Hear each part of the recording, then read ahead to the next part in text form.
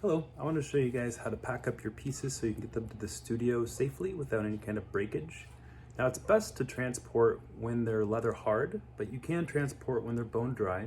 They're just going to be a little bit more fragile, especially if you have any kind of appendages or things coming off of them. You really want to make sure that there's cushioning around them and they're not going to bump up against anything else. Now what we want to do is make sure that we put some sort of packing material in the very bottom of the box, like bubble wrap, newspaper. I like to actually take a piece of foam and cut it specifically to the bottom of the box. So if you've got something like that laying around, that'd be great to use. We just want to make sure that there's not going to be any kind of impact to your piece once it's set down.